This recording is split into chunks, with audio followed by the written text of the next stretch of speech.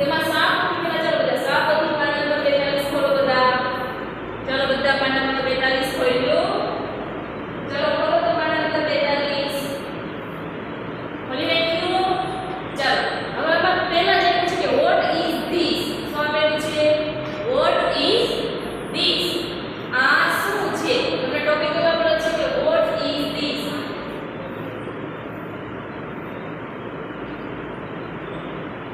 What is this? તમને આ પ્રશ્ન આપેલો છે ને? What is this? What એટલે શું થશે ખબર છે બધા? શું થશે? What એટલે શું? What એટલે શું? Is એટલે છે ને? This એટલે આ. તો પહેલા what ની વ્યાખ્યા આપણે લખીએ. કોઈ લખવાનું નથી, ખાલી સમજવાનું છે. તો what ની વ્યાખ્યા શું આવશે? તમને સામાન્ય આપી છે કે what એટલે શું એમ લખીને આપેલું છે. What એટલે શું? એટલે વ્યાખ્યા લખીએ આપણે કે કોઈ પણ વસ્તુ, પ્રાણી કે પક્ષી વિશે, કોઈ પણ વસ્તુ, પ્રાણી કે પક્ષી વિશે, પ્રાણી કે પક્ષી, બીજું પણ આવેલું છે ફળ, ફૂલ, આવેલું છે ફળ કે ફૂલ વગેરે જાણવા, તેના માટે વગેરે જાણવા માટે તેના વડે પ્રશ્ન પૂછવામાં આવે છે. તો કે વોટ વડે પ્રશ્ન પૂછવામાં આવે છે. પૂછવામાં આવે છે. આપણા ટોપિક માં શું બતાવ્યું? Vote is it? અને શું આવતું ઈટ?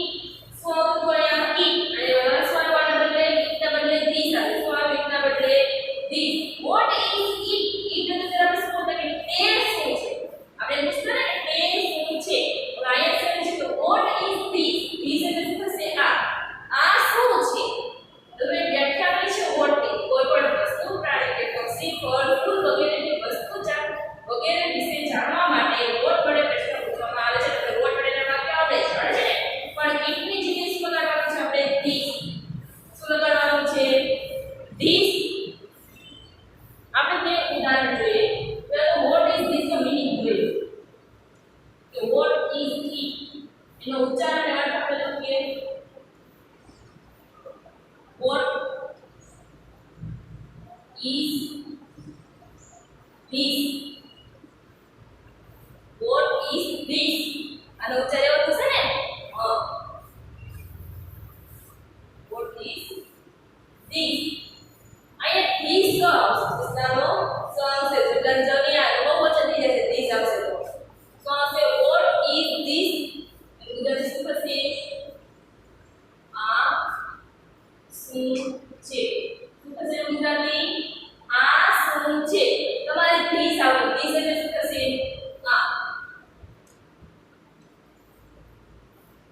બીજું this ની સાથે શું આવતું? તે. શું આવતું? તે. P A A T એટલે પેલું, પેલો, પેલી આવતું ને? તે એટલે પેલું, પેલો, પેલી. this ક્યારે વપરાય? કે નજીકની વસ્તુ હોય ત્યારે. અને તે ક્યારે વપરાય? કે દૂરની વસ્તુ હોય ત્યારે. હવે તમને એક્ઝામ્પલ આપેલા છે બે. કે what is this? So what is this? આ શું છે? હવે ચોપડીમાં જો હવે ઉદાહરણ છે કે what is this? આ શું છે? તેનો જવાબ તમે શું લખશો? તમે આપો છે this is a tomato. તો પેલા શું કરવાનું છે? ઈટ યાદ કરે. ઈટ ને ક્યાં લખતા? પહેલા. અહીંયા this આપેલું છે. this છેલ્લા આપેલું છે. તો એને જવાબ ક્યાં લખશું? પહેલા. પણ કેવો લખવાનો છે? પહેલો અક્ષર કેપિટલ. તમે લખશો પહેલો અક્ષર કેપિટલ this. પછી શું લખશું? is. વચ્ચેનું છે એની બાજુમાં લખશું. હવે ટમાટો. ટમાટોનો સ્પેલિંગ શું આવશે? T O M A T O. શું આવશે? T O M A T O. હવે ટમાટો આગળ આર્ટિકલ કયો લાગશે? તો કે એ શું બન્યું? This is a tomato. શું બન્યું? This is a tomato. કે આ ટમાટો છે. પેલી ખબર what is this? આ this છેલ્લે છે ને ક્યાં લખવાનું? પહેલા. પેલા. ક્યાં લખવાનું? પેલા. પછી ધીસ ની બાજુમાં હંમેશા શું લખવાનું?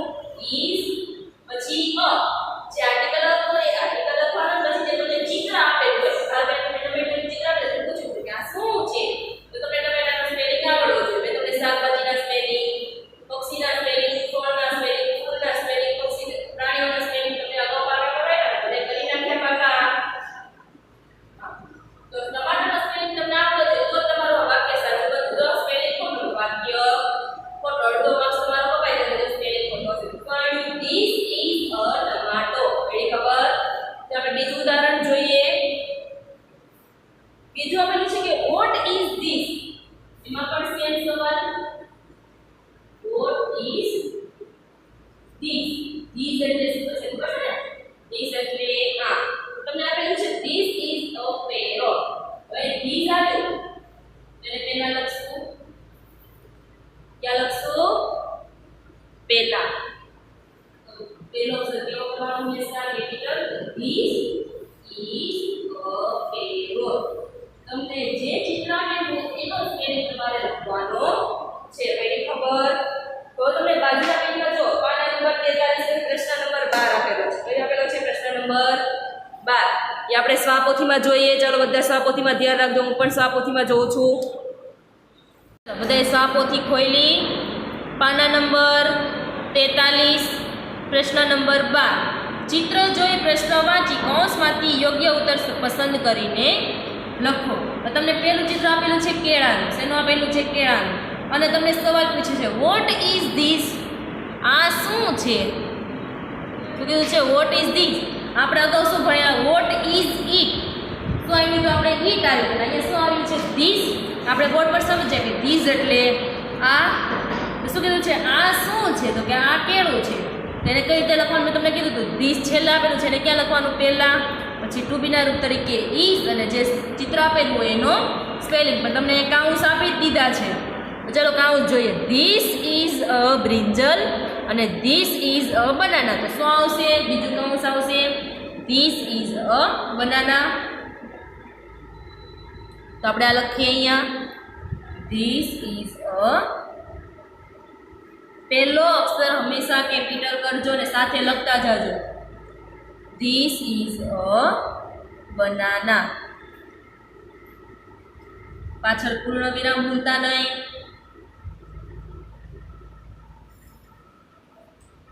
લખાઈ ગયો.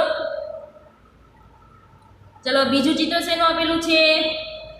જુઓ તો શેનું આપેલું છે? કેરીનું. અને તમને સવાલ પૂછે છે વોટ ઇઝ ધીસ. આ શું છે? તો કે આ કેરી છે. અને અંગ્રેજીમાં કઈ રીતે લખાશે? તો કે ધીસ ઇઝ અ મેંગો. જો કાઉન્સમાં તમને આપેલું છે ધીસ ઇઝ અ મેંગો કે ધીસ ઇઝ એન ઓરેન્જ. તો શું આવશે? This is a mango. કાઉન્સમાંથી વ્યવસ્થિત જોઈને તમે લખજો ધીસ ઇઝ અ મેંગો.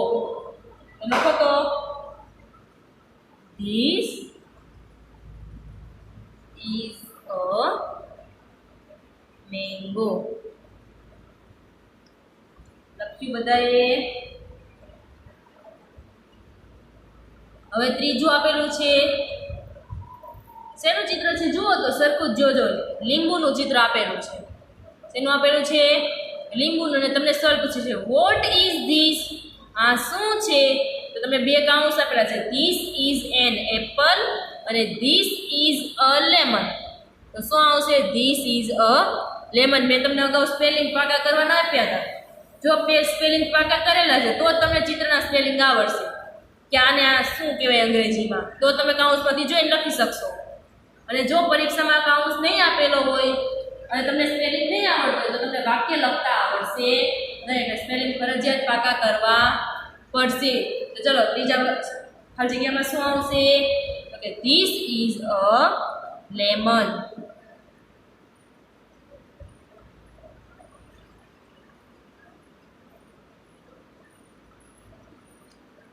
આ લીંબુ છે. હવે તમને ચોથું આપ્યું છે તરબૂચનું ચિત્ર. શેનું આપેલું છે? તરબૂચનું ચિત્ર. હવે તમને સવાલ પૂછે છે વોટ ઇઝ ધીસ. આ શું છે? આ શું છે? તમને બે કાઉન્સ આપેલા છે ધીસ ઇઝ અ વોટરમેલન અને ધીસ ઇઝ અ પાઇનેપલ. તો શું આવશે? This is a watermelon. તો લખો this is a watermelon. Spelling કાઉન્સમાંથી જોઈને સાચો લખજો. હવે પાંચમું ચિત્ર જુઓ. શેનું છે? મૂળાનું. શેનું આપેલું છે? મૂળું આપેલું છે, ગાજર નથી આપેલું. Vote is this? આ શું છે? તો મૂળાને અંગ્રેજીમાં શું કહેવાય? ચલો સ્પેલિંગ પાકર કરેલા છે તો આવડતો છે. મૂળાને અંગ્રેજીમાં શું કહેવાય? તો કે રેડિશ. તમને એક બે કાઉન્સ આપેલા છે. This is a carrot, this is a radish. તો શું આવશે? This is a radish. લખો ધીસ ઇઝ અ રેડિશ.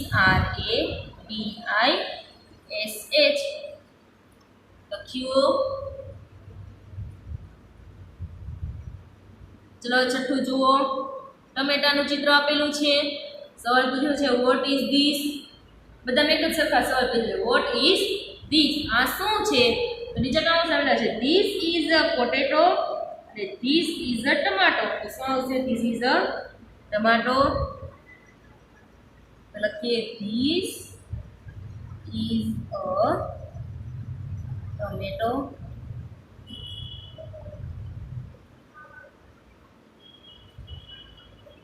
લખાઈ ગયું.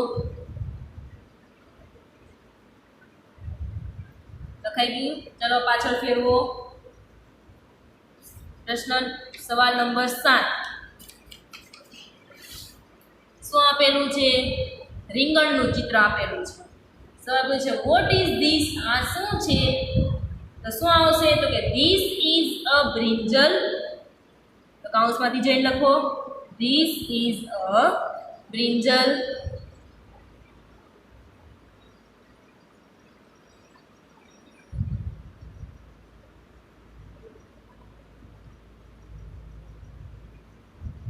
આપણે પેલા ઈટ લગાડતા અને બદલે શું લગાડવાનું છે? અહીંયા this. This is a brinjal. આપણે એમ કીધું કે તે રીંગણ છે. પેલા વોટ ઇઝ ઇટના વાક્યમાં તે રીંગણ છે. અહીંયા વોટ ઇઝ ધીસ એટલે શું આવશે? આ રીંગણ છે. હવે તમને આઠમું આપેલું છે ગાજરનું ચિત્ર. ચલો આ શું છે? તો તમે કાઉન્ટ્સ આપેલા છે. ધીસ ઇઝ અ રેડિશ અને ધીસ ઇઝ અ કેરટ. તો શું આવશે? This is a carrot. તો લખો ધીસ ઇઝ અ કેરટ. વ્યવસ્થિત જોઈને લખજો. નવમું ચિત્ર આપ્યું છે તમને કમળનું અને સવાલ પૂછે છે વોટ ઇઝ ધીસ? આ શું છે? તમને જે બે કાઉન્સ આપેલા છે this is a lotus, this is a rose. તમને ખબર પડી જાય કે કમળના અંગ્રેજીમાં શું કહેવાય? શું કહેવાય? તો કે કાઉન્સમાંથી જોઈને લખો this is a lotus. This is a lotus. ચાલો લખ્યું બધાએ ધીસ ઇઝ અ લોટસ. હવે 10મું જુઓ. સૂર્યમુખીનું ચિત્ર આપેલું છે અને સવાલ પૂછે છે વોટ ઇઝ ધીસ? આ શું છે? તો સૂર્યમુખીનું અંગ્રેજીમાં શું કહેવાય? સનફ્લાવર. તો તમને બે કાઉન્સ આપેલા છે. ધીસ ઇઝ અ મેરીગોલ્ડ અને ધીસ ઇઝ અ સનફ્લાવર. તો ચાલો લખો ધીસ ઇઝ અ સનફ્લાવર.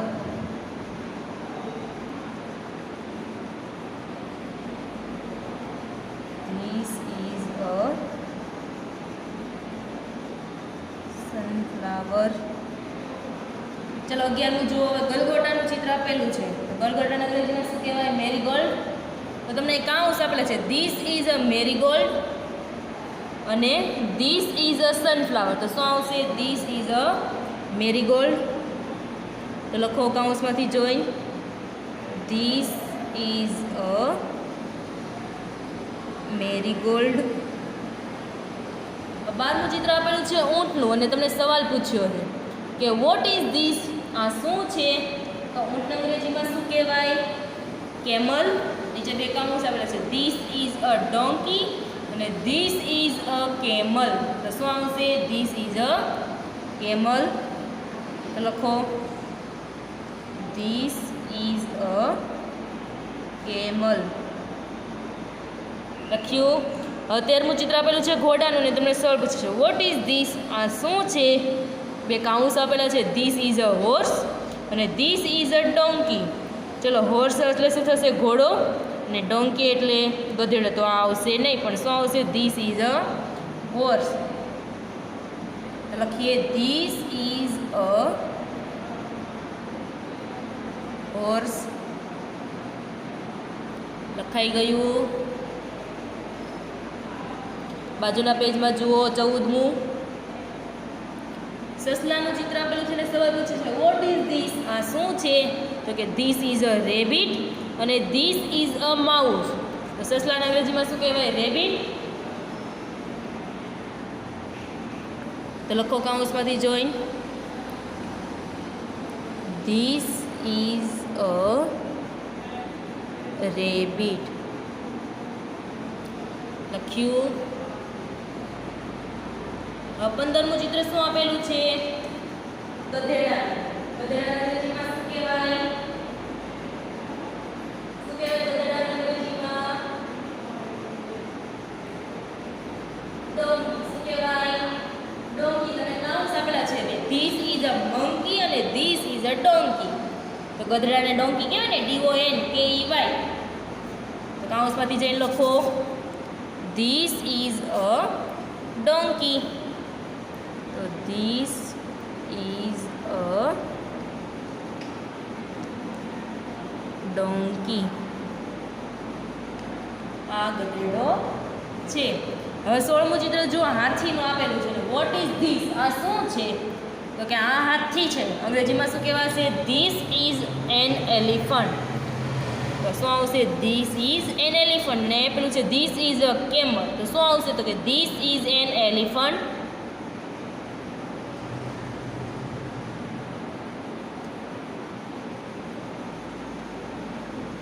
આ હાથી છે. હવે 17મું ચિત્ર જુઓ પોપટનું આપેલું છે. સવાલ પૂછે છે વોટ ઇઝ ધીસ, આ શું છે?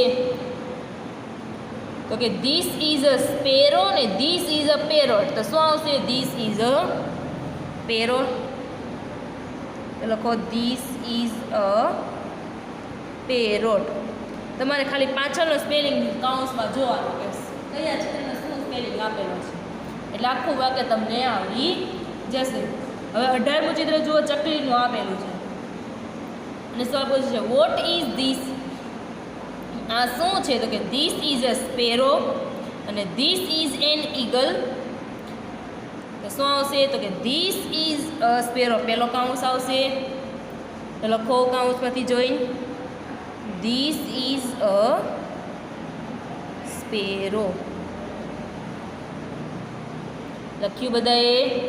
હવે 19મું જુઓ મોરનું ચિત્ર આપેલું છે અને પ્રશ્ન પૂછે છે વોટ ઇઝ ધીસ, આ શું છે? મોરને અંગ્રેજીમાં શું કહેવાય? પીકોક. તમને બે કાઉન્સ આપેલા છે ધીસ ઇઝ અ પીકોક અને ધીસ ઇઝ અ સ્પેરો. તો શું આવશે? પહેલું આવશે ધીસ ઇઝ અ પીકોક.